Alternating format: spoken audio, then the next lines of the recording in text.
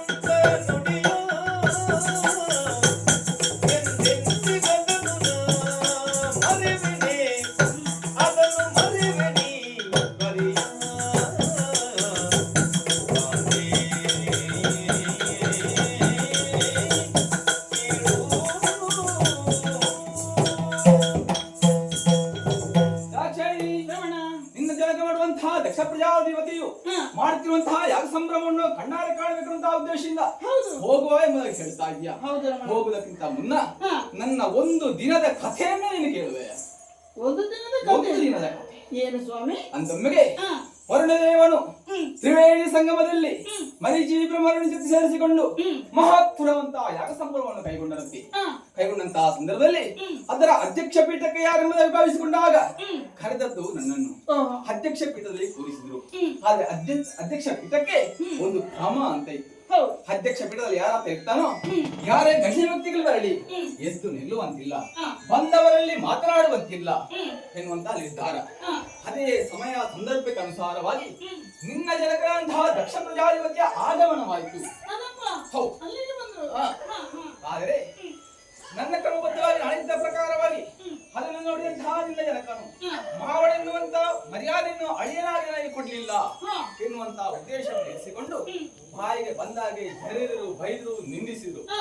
ಸಭತ್ಯಾಗವನ್ನು ಕೈದರು. ಓಹೋ. ಆ ರೀತಿಯನ್ನಾದ ಆ ಸೇಡನ್ನು ತೀರಿಸಕ್ಕಾಗಿ ಇಂದಲ್ಲಿ ಮಹತ್ತರವಂತ ಯಾಗವನ್ನು ಕೈಗೊಂಡಿದ್ದಾರೆ. ಅಷ್ಟು ಮಾತ್ರವಲ್ಲದೆ ನೋಡು, ಹಾ. ಎಲ್ಲರ ಪಾಳಿಗೂ ಆಮಂತ್ರಣ ಬಂದಿದೆ, ಹಾ. ನಮ್ಮ ಪಾಳಿಗೆ ಆಮಂತ್ರಣವು ಬಂದಿದ್ದಿಲ್ಲ. ಹಾ. ಆಮಂತ್ರಣ ಬಾರದೆ ಹೋಗುದು ಸರಿಯಲ್ಲಲ್ಲ. ಸ್ವಾಮಿ, ಓ, ಅಪ್ಪ ಅದೇ ದ್ವೇಷದಿಂದ ಯಾಗವನ್ನು ಮಾಡ್ತಾ ಇದ್ದಾರೆ ಎಂಬ ಹಾಗೆ ನಿಮ್ಮ ಕಲ್ಪನೆ. ಹೌದೌದು. ಸ್ವಾಮಿ, ಓ. ನನ್ನ ಅಪ್ಪನ ಬಗ್ಗೆ ನಾನು ತಿಳಿದುಕೊಂಡಿದ್ದೇನೆ. ಹಾ. ನನ್ನ ಅಪ್ಪ ಶೀಘ್ರ ಕೋಪಿ ಹೌದು ಸ್ವಾಮಿ, ಹಾ. ದೀರ್ಘ ದ್ವೇಷಿ ಅಲ್ಲ. ಓಹೋ. ಅದೆಲ್ಲ ಮರ್ತಿರಬಹುದು, ಹಾ. ಹೇಳಿಕೆ ಬರ್ಲಿಲ್ಲ ಅಂತಲ್ಲ. ಆಮಂತ್ರಣ ಇಲ್ಲಲ್ಲ. ಸ್ವಾಮಿ, ಓ. ನಾನು ನಿಮ್ಮಲ್ಲಿ ಕೇಳ್ತೇನೆ, ಏನದು? ಗುರುಗಳ ಮನೆಗೆ ಹಾ. ಶಿಷ್ಯರು ಹೋಗ್ಬೇಕಿದ್ರೆ ಹೇಳಿಕೆ ಬೇಕೇ ಸ್ವಾಮಿ? ಬೇಕಂತಿಲ್ಲ.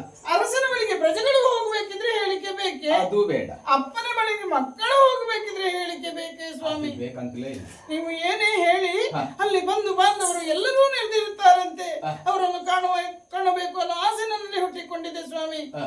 ಕಳೆದಂತಹ ದಿನಗಳನ್ನೆಲ್ಲ ಮರೆತು ಅಪ್ಪ ಮಾಡುವಂತಹ ದಕ್ಷದ್ವರಕ್ಕೆ ಹಾ. ನಾವು ಹೋಗೋಣ ಸ್ವಾಮಿ. ದಾಕ್ಷಾಯಿಣಿ, ಹ್ಮ್.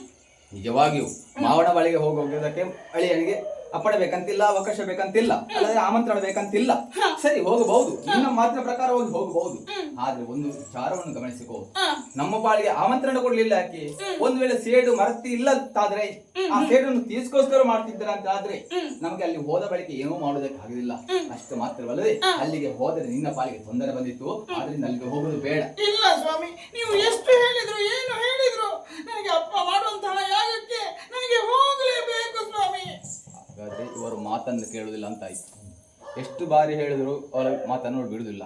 ಅದಕ್ಕೆ ಒಂದೇ ಉಪಾಯ, ಸಿಟ್ಟಿನಾಗಿ ನಟನೆ ಮಾಡ್ತೇನೆ. ಸ್ವಾಮಿ, ಸ್ವಾಮಿ, ಸ್ವಾಮಿ,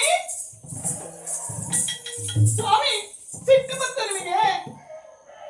ಓಹೋ, ನನ್ನನ್ನು ಕಳುಹಿಸಿದಕ್ಕೆ ಇವರಿಗೆ ಮನಸ್ಸು ಯಾಕೋ ಒಪ್ಪುವುದಿಲ್ಲ. ಸಿಟ್ಟಿನಿಂದ ಇದ್ದಾರೆ. ನಾಟಕವೋ ನಿಜವೋ ನನಗೆ ತಿಳಿಯದು.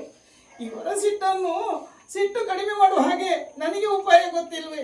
ಗಂಡನನ್ನು ಸಮಾಧಾನ ಹೇಗೆ ಮಾಡಬೇಕು ಅಂತ ನನಗೆ ಗೊತ್ತುಂಟು. ಸ್ವಾಮಿ, ಇದು ನಿಮ್ಮ ಮಡದಿ ದಾಕ್ಷಾಯಿಣಿ ದಕ್ಷಾದ್ವರಕ್ಕೆ ಹೋಗುವುದಿಲ್ಲ ಸ್ವಾಮಿ. ಹೋಗಲ್ವೇ? ಹಾ. ಮತ್ತೆ ಗಂಡನೇ ಮಾತನ್ನು ಯಾವತ್ತೋ ಯಾವ ಹೆಂಡತಿಗೆ ಯಾವತ್ತೋ ಮೀರುವುದಿಲ್ಲ. ಹೌದು. ಆದ್ರೆ ನೀನು ನನ್ನ ಮತಿ ಅಲ್ವೇ? ಪತ್ನಿ ಅಲ್ವೇ? ಹೌದು. ಹೌದಪ್ಪ, ನೀನು ನನ್ನ ಮಾತನ್ನು ಮೀರುವುದಕ್ಕೆ ಉಂಟೆ? ಹಾ. ಸ್ವಾಮಿ, ಈಗ ಯಾಗಕ್ಕೆಲ್ಲ ಅಲ್ಲಿ ಬ್ರಾಹ್ಮಣರು ಹೋಗ್ತಾ ಇದ್ರಲ್ವೇ? ಹೌದು. ಅವಸರವಾಗಿ ಹೋಗ್ತಾ ಇದ್ರು. ಈಗ ಯಾಗದ ಮಂಟಪಕ್ಕೆ ತಲುಪಲಿಕ್ಕೆ ಆಯ್ತಲ್ವೇ? ಆಯ್ತು. ಹೌದು. ಗೊತ್ತಾಯ್ತಲ್ಲ. ಹೌದು, ಯಾಗ ಪ್ರಾರಂಭ ಆಗ್ಲಿಕ್ಕೆ ಆಯ್ತು. ಆಗಿರ್ಲೂಬಹುದು. ಅಲ್ಲಿ ಅದೆಷ್ಟೋ ಮಂದಿ ಈಗ ನೆರೆದಿರಬಹುದಲ್ವೇ?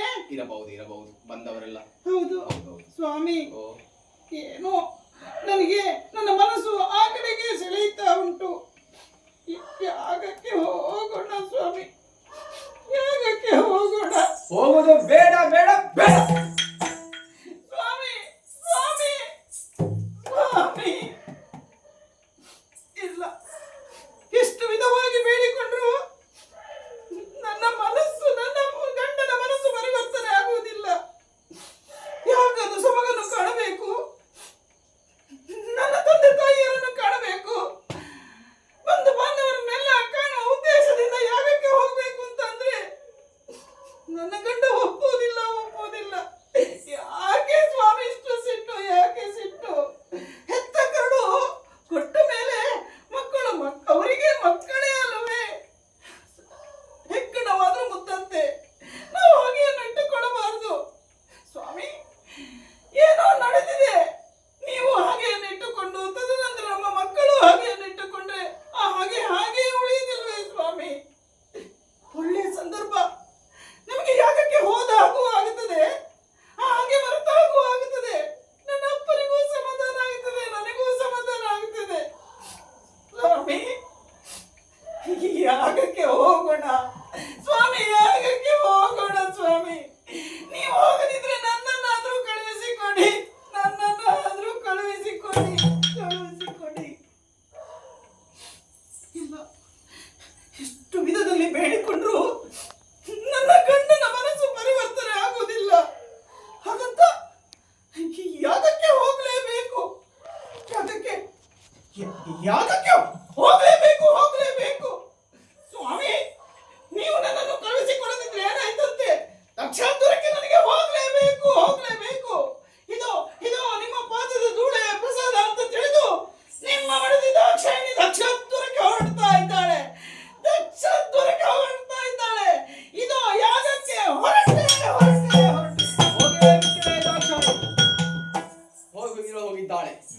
ತೊಂದರೆ ಬರುವುದು ಖಂಡಿತ. ಯಾರಲ್ಲಿ ಪ್ರಮಥಾದಿಗಳ